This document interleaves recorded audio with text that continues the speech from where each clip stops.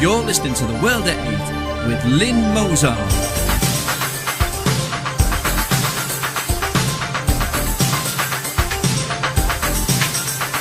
The World at 8, the number one in nationalist news. Highlights of the news today, Monday the 19th of August 2013. West Yorkshire police arrest 45 white and Asians in child sex grooming bust. More than one-third of East Lancashire child sex arrests from Burnley. Almost 2.9 million patients waiting for operations and NHS treatment. Austria, immigration difficult to control. Germany, free love guinea pig commune too loud for neighbours. Netherlands, economy forces prostitutes prices downwards. Italy can cope with huge boat migrant wave. New Cold War between Russia and America in the land of the Pharaohs. Aussies award £1,700 for feeding vegetables rather than halal to monster who smashed newborn daughter to death. Dozens of churches and schools burnt in Egypt. Thought for the day, the web, is it our friend or our enemy? And finally, that was a sausage, that was. UK news. West Yorkshire police arrest 45 white and Asians in child sex grooming bust. The Mirror broke the story on Sunday as West Yorkshire arrest 45 white and Asian men claiming 4 girls as young as 13 were abused by the alleged paedophiles over a number of years. The police are planning further arrests. The girls were first said to be groomed by one man, making them believe they had a relationship. Police believe he would then have sex with the victim in front of his friends before passing her around for them to abuse her. Some of the white and Asian men were directly linked to each other, while others were described as being opportunistic, happening to be at the house when one of the girls was being abused and deciding to join in. Most of the suspects are in their 20s, while a handful of middle-aged men aged up to their 60s. The year-long probe, spanning 3 towns in West Yorkshire, has been manned by a team of 30 detectives and resulted in the largest number of arrests for any single child sex gang in the country so far. World at 8 states. Of course the media will push the white angle because most of these gangs are Muslim and operate for the Muslim communities. However, in this case obviously some of their customers were white guys, but we don't yet know their ethnicity or religion. Many converts and Eastern European Muslims appear white. The story of the grooming is classic of course, and it will provide the media with stories until the end of this year. More than one-third of East Lancashire child sex arrests from Burnley. The Burnley Express reveals police statistics show that a third of men investigated in East Lancashire's Operation Freedom, which targets grooming gangs and sex offenders who prey on children, came from Burnley.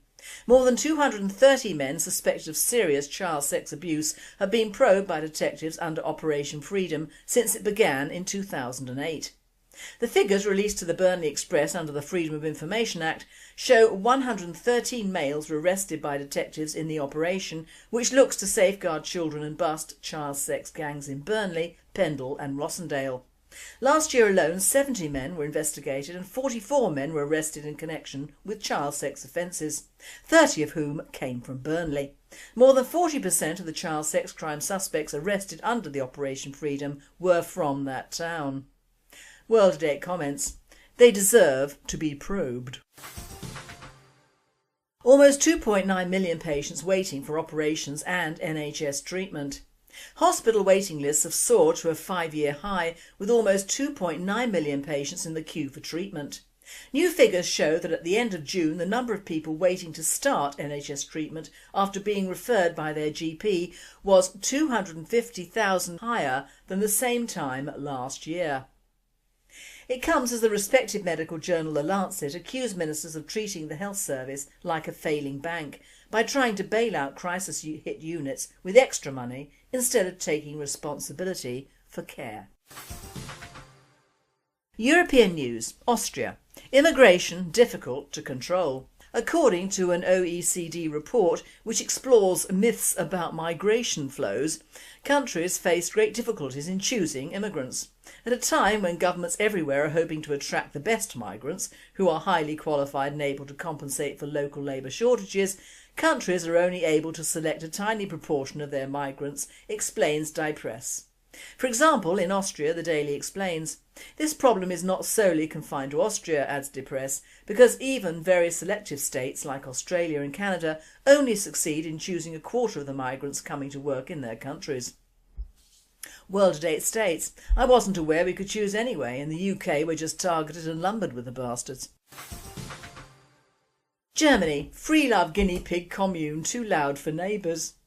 Frantically mating guinea pigs living in a free love rodent commune at a German university are making so much noise that neighbours have complained to the city's administrative court. Munster University's biology department keeps 13 very vocal male and female guinea pigs together in one big cage outdoors. On it, a sign states these animals live in non-committal, mixed gender groups and mate with every possible partner. The Bild newspaper reported on Friday that the guinea pigs are so noisy, particularly at night, that the Institute for Neuro and Behavioural Biology's next-door neighbours have filed a complaint at Munster's administrative court. The guinea pigs are unbelievably loud and stink to high heaven. It's unbearable, says 69-year-old Parvo R. On Thursday, a judge confirmed to the paper that the cage was too close to the couple's house. It's just 2 metres from where their garden begins. Legally, it should be 3 metres away. But the Institute says the cage cannot be moved, and a spokesman from the North Rhine-Westphalian University told Bild that they hoped that the ruling doesn't mean the end of their renowned behavioural research. World at 8 says, what on earth is their research? Of course guinea pigs mate, bless them. They're noisy and if not cleaned out, they do smell. I think this university sounds a bit odd, but then we know the Germans are very odd sexually, aren't they? Perhaps they're filming guinea porn. Netherlands economy forces prostitutes' prices downwards. The economic crisis is forcing prostitutes to lower their prices and to accept dubious sexual practices, according to sector organisation Geisha. The trend is apparent in the main cities, with some prostitutes unable to pay the rent on their rooms, Ilonka Stackelborough from Geisha told Algemeen Dagblad. Until recently the minimum price was €50, but this has now dropped as low as €20 in cities such as Amsterdam and The Hague. Geisha is to set up a project for sex workers so they can form a cooperative. Geisha will rent a room which prostitutes only pay rent for when they're actually working. World at 8 comments, good for Geisha. Let's hope they don't import the Eastern European girls, as they are apparently very much cheaper. Italy can cope with huge boat migrant wave. More than 24,000 immigrants landed on Italy's shores in the last year, the Interior Minister said on Thursday, but insisted the situation had not reached a crisis point. Almost 9,000 arrived in a single 40-day period between July the 1st and August the 10th this year, Angelino Alfano told reporters. Despite the wave, illegal immigration has not yet become an unmanageable situation, he said, as Italy struck a delicate balance between its duty to legitimate asylum seekers and the right to secure its borders. 3 boats carrying a total of 280 immigrants from sub-Saharan Africa were rescued overnight on Wednesday in the Mediterranean Sea between Sicily and Tunisia. Taking advantage of calm waters, the influx has intensified in recent weeks, especially in Sicily and Calabria in the south. World at 8 states, either denial is a river in Africa or this guy's hoping for more money from the EU. Either way, he's balmy. Ever heard of the British saying, give an inch and they take a mile? World news. New Cold War between Russia and America in the land of the Pharaohs.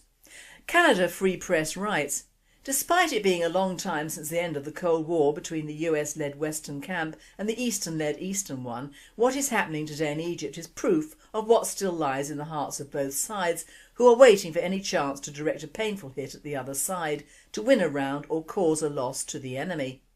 The Middle East has looked more like a game of chess between America and Russia, and this was manifested after the American invasion of Iraq, an important ally of Russia and China. It was renewed with the Arab Spring and the collapse of the old pro-American regimes and the rise of new powers. Both sides are keen to gain influential allies at the expense of the other and any innocent civilians in the way. The new Russia under President Vladimir Putin is trying to re-establish its global presence and sees the well-touted Arab Spring as the perfect chance to do it. US military bases are spread across the Arabian and Persian Gulfs, Mediterranean, Red Sea and the Pacific, whilst Russia only has one orphan base in Syria on the Mediterranean. The Syrian Free Army, led by the Muslim Brotherhood, collaborates with MI6 and CIA and takes their instructions, weapons and funding from NATO, the US. At the same time, Russia and China are trying not to lose the only Russian military base in the region or lose influence to maintain even a minimum level of its interests. Aussies award £1,700 for feeding vegetables rather than halal to monster who smashed newborn daughter to death. A monster who smashed his newborn baby daughter against a wall and chopped up her body before burying her has been awarded £1,700 because he was not fed halal food in jail.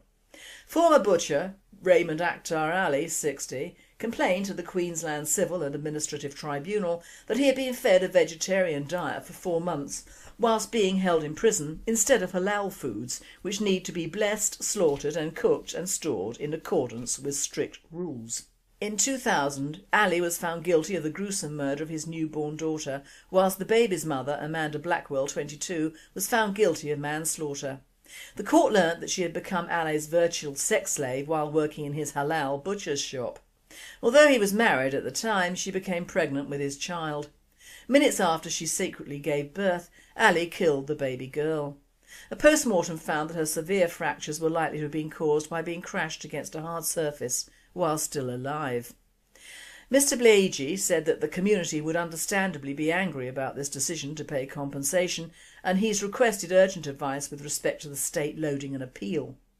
World comments, "I think you all know what I would have done to the butcher, and it ain't in the prison manual for treatment of Muslims. Wall, gun and deportation for all of his relatives." Dozens of churches and schools burnt in Egypt. At least 30 Coptic, Catholic, Orthodox and Protestant churches have been burnt down in Egypt over the past few days. Houses, schools, monasteries and shops run by Christians have also been targeted, from Suez to Minya and from Sohag to Asyut. Referring to the recent violence in Egypt and the concerns of both the Christians and the general population, the Bishop of Giza, Monsignor Antonius Aziz Mina, said that the population were united, except the Muslim Brotherhood, who showed their worst aspect in the year they governed. World comments, "Where are all the news reporters when it comes down to Christians being persecuted in Egypt? All they show are Muslim protesters being killed or injured, and frankly I don't care about them. ITV and BBC need to show the real truth about most of the Egyptians preferring a military junta over the Muslim extremists. Where are the cameras when Christians are killed and churches are burnt?" Thought for the day: the web, our friend or our enemy? Now I know that most of us have had to come to terms with the fact that the world as we know it will never be the same after the invention of the computer chip, but are we walking into territory that we really cannot handle? Am I a right-wing Luddite because I'm wary of using the social networking pages? No, I don't consider that I am, especially in the light of the way our youngsters are abusing these pages and being abused by them. Now, before you all comment on the fact that we broadcast on a pod system, there are many aspects of the new computer age that I think are progressive and necessary. The medical benefits of computer systems are numerous, as are the educational facilities now available, and the sheer amount of knowledge that is literally out there at the flick of a switch or the patter of a keyboard is fantastic. But to everything good there is always a reverse side, and that is the side we are seeing now in all its glory. This is the side that's been taken over by a few large corporations with the masses in mind, not necessarily the educated and grown-up masses, but the young sheeples in the making, the progeny of the chattering classes, and even these youngsters are divided into sections of customers. There are those who think that videoing a friend being sick and drunk is funny and post it online or send it out via their mobiles to all and sundry. There are some unfortunates who feature some portion of their extremities and send them to the world in general. There are those who video acts of cruelty and pornography and send them or even use this media as blackmail. And we of course have the pornography sites, and much nastier ones, which can go viral over the internet via mobiles or computers. In short, there is no depth to which the web is used that has not been sunk to, especially in the last few years by so-called human beings. These acts and the results of these acts denigrate the great invention that computers are, and also render the many years of work these various inventors spent in giving humanity another voice and means to express themselves as useless and forgotten. The masses don't think of computers as the lifesavers many are in our lifespan, but think of Xboxes, computer games, mobile phones and social networking as the products of the people for the people. Nothing is further from the truth. Computers have morphed from being for the good of man and have developed a more sinister side, and this is clear from the latest bout of teen suicides, which have apparently been caused by the social networking site Ask FM. On typing in the latest victim's name, Hannah Smith, these comments came from us from the Mirror paper. Hannah kept her use of the site a secret from her big sister, setting up another Facebook account which she used as another way of accessing Ask FM. Tragic teenager Hannah Smith, who took her own life after enduring months of online bullying, was using controversial Ask FM in secret after her worried father banned her from going on it, it was revealed today. Concerned dad David Smith told ITV's Daybreak programme, "I already had told Anna to stay off Ask FM because the school actually sent a text out saying keep your kids off Ask FM. I told her to stay off it, but with Ask FM it's very difficult to find it on the computer anyway." The previous week in the Mail there was an article with which I totally agree. An interview given by the owner's mother, Ludmila Terabin, on the site started by her sons Mark and Ilya. Blame the parents, not my sons. And she has a point. No one forces anyone to turn on a computer and read the trash you can find on it. The trouble is that, like television, smoking, drugs and alcohol, the web seems to be addictive to the very young, the lonely and obviously highly impressionable. Hannah had endured months of abuse from online trolls, but why? Both her parents and her school had warned her and others of these online monsters, but she went like a lamb to the slaughter, all at the cost of a plastic screen and a few buttons. It seems almost tragically laughable if it wasn't so very sad and a young life was cut short. You may think as I do, what the hell could these trolls say that made her life so unbearable? The media keep that very quiet and lay the blame solely on the owners of this website. What happened to turning something you find offensive off and deleting the whole lot? To be frank and honest, it isn't the fault of the site. Although I find these sites reprehensible and unnecessary, they are money makers and along with Google and large corporate web owners, they are in it for the money. Not to help people meet or to spread the word of friendship, they're in it for shekels, and the more idiots using these sites, the more shekels all the owners get. The term social networking used to mean interaction between like-minded people, but that has all gone now. It is a means by which inadequate people meet other inadequate people and say nasty things for which they cannot be held accountable for in any way. Why? Because most of these trolls, and there are worse names for them, operate from a small room, internet cafe or even a library under strange names, and in which they can get rid of their demons onto someone else. The web has taken this on from the days of writing letters, but even then these letters were monitored and had to have a name and address.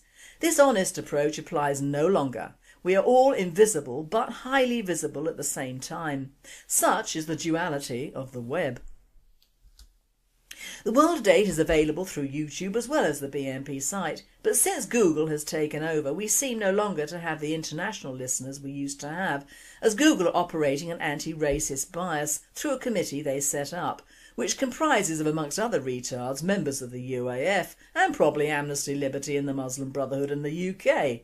Is it any wonder that a news programme aligned to the BNP is being smothered? So you see, there is a capacity for large website owners to operate a form of Big Brother, but that, like so many other things in the UK, is confined solely to the patriotic and nationalist inputs. The trolls and newcomers can vilify strangers and organise riots and mayhem through the web regardless and untouched by anyone. Despite my ignorance of Facebook, Twitter and LinkedIn, I had many invitations to join all these, but which I turned down. This is a personal thing. I suffered awful publicity in the past from which I learned that the small screen is not necessarily a good place to put yourself up as a target, so once bitten, twice shy. Also, the UK is, along with the majority of the Western world, a good place to air views which, although true, seem to oppose the majority of the multicultural think tank that is the website now. Well, that is if you don't look at the sites to make bombs and convert to Islam, yet another joy of unchecked immigration and their usage of various sites, and yet another virtue which is denied patriots of the UK nationalist elite. I do blame parents, however. In my days of child rearing, thankfully, the home PC had not been invented, or if it had, I couldn't afford it. I didn't have the problem of children wanting or demanding all the things they think come automatically with teenage years, amongst which are nasty websites. The sad fact is, if you open your life to strangers who you don't know and don't know you, you're opening Pandora's box for all the grots that are waiting out there to give their opinion on your personal life and character. In the British National Party at the moment, there's a push to use the PC and become a web person of the month. All very good, and we know that the BNP motto is that there is no bad publicity, but there again we have proved as a party there is bad publicity or no publicity at all. Whilst we're encouraging our activists to stay on their PCs and type away like people who have lost the will to live, we are effectively taking them off the streets and spreading the word to strangers, because they are, I am sure, very effectively preaching to the converted by their actions. You don't carry on patriotic electronic conversations with people who aren't patriotic. I'm not sure that all the honesty about what one has for lunch, who one is seeing or the minutiae of one's life is sufficient reason to stay indoors all day and type, but there again it could appeal to people who are unable to get out and make them feel part of something. I don't know, but where does it end? Are we as a people too busy fiddling around with websites to actually do anything really concrete? Is this some form of electronic domination endorsed by various governments to keep the sheeples occupied, or merely to release their inner demons online so they are virtually ineffective as a group to the real world? You have to admit that all the twittering and facebooking that goes on really isn't revelationary or revolutionary. It's electronic gossip and oft times bullying, but it does get the old shekels coming in for certain people, and if it is often at the price of a life or a reputation or two, what the hell? It's all a matter of choice, but are we patriots doing what the establishment want? Is there a fine line between freedom of choice and freedom of will? If computers had been around before the Second World War, just imagine what mayhem there would have been. Some PC web types would argue that had that been the case, there would have been no war, because the Third Reich would have been barred and belittled from the get-go, and if the EU had been in place, most of the Polish would have been over here instead of being invaded in Poland. One cannot imagine a world without computers, and I would be the first to say so. However, we have become the most visible population in the world, and that has not stopped us from becoming in danger of being ethnically cleansed or being unable to sustain our people and country as it once was. A self-sufficient industrial nation of workers who married, produced children, fought wars in person and were proud of their country. Has the web taken that away in making the world smaller and certain evils more available and expected? In the case of Hannah Smith, what state of mind exists in the brain of a 14-year-old with everything to live for that a few evil-minded, despicable and cowardly trolls can control over a screen? Are these large corporations the Roman games of the future? You tell me. And finally, a sausage snapped down under. New Zealand radio DJ Hom Harvey apologised for sending a Snapchat image of his genitals to Paralympia swimmer Sophie Pascoe. The Edge morning radio host sent the image through the Snapchat social media, which allows a user to send a photo for a set length of time before it disappears. The New Zealand Herald on Sunday reported. Harvey said he meant to send the image to radio producer Sophie Holwright and immediately apologised to Pascoe after he realised his mistake. So sorry about the Snapchat. I know you like beef and lamb, but nobody deserves a surprise pork sausage, he said. Pascoe tweeted after the incident just before winning a gold medal in the 100-metre freestyle at the IPC Championship swimming meet in Canada. I just finished eating dinner and opened Snapchat. Awkward surprise, she wrote. Harvey's employer, Media Works, condemned the incident. It was a stupid thing to do, said programme director Leon Ratt. No one feels stupider than Dom himself, but he has apologised. No disciplinary action is planned. This presenter says, I haven't seen the picky myself, thank God, but there is a vast difference between a chipolata and a bloody great sausage, but I'm glad she had just eaten. You've been listening to The World at 8. I am Lynn Mozart and I wish you all a very good night. The Express, under the Freedom of Information Act, show 113 males were arrested by detectives in the operation, which looks to safeguard children and bust child sex gangs in Burnley, Pendle and Rossendale. Last year alone, 70 men were investigated and 44 men were arrested in connection with child sex offences, 30 of whom came from Burnley. More than 40% of the child sex crime suspects arrested under the Operation Freedom were from that town. World at 8 comments: they deserve to be probed.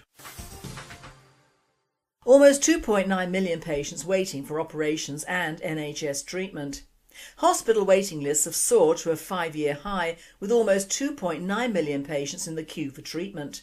New figures show that at the end of June the number of people waiting to start NHS treatment will push the white angle, because most of these gangs are Muslim and operate for the Muslim communities. However, in this case obviously some of their customers were white guys, but we don't yet know their ethnicity or religion. Many converts and Eastern European Muslims appear white. The story of the grooming is classic, of course, and it will provide the media with stories until the end of this year. More than 1/3 of East Lancashire child sex arrests from Burnley. The Burnley Express reveals police statistics show that 1/3 of men investigated in East Lancashire's Operation Freedom, which targets grooming gangs and sex offenders who prey on children, came from Burnley. More than 230 men suspected of serious child sex abuse have been probed by detectives under Operation Freedom since it began in 2008. The figures released to the Burnley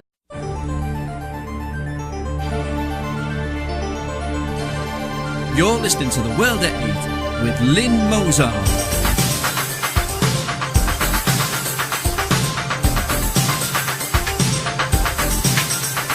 The World at 8, the number one in nationalist news.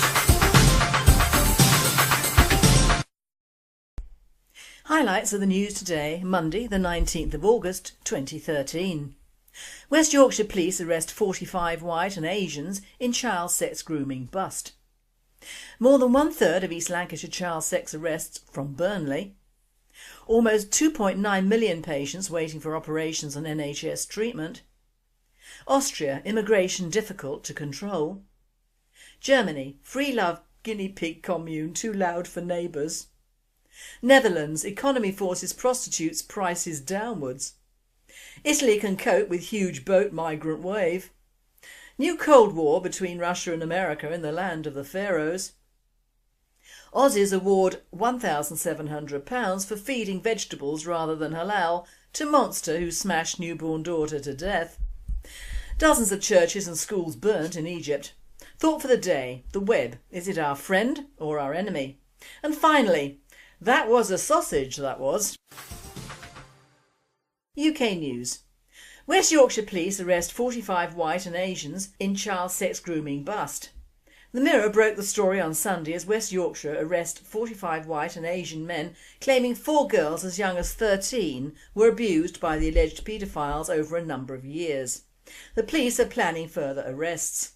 The girls were first said to be groomed by one man, making them believe they had a relationship. Police believe he would then have sex with the victim in front of his friends before passing her around for them to abuse her. Some of the white and Asian men were directly linked to each other, while others were described as being opportunistic, happening to be at the house when one of the girls was being abused and deciding to join in. Most of the suspects are in their 20s, while a handful of middle-aged men aged up to their 60s. The year-long probe, spanning 3 towns in West Yorkshire, has been manned by a team of 30 detectives and resulted in the largest number of arrests for any single child sex gang in the country so far. World at 8 states. Of course the media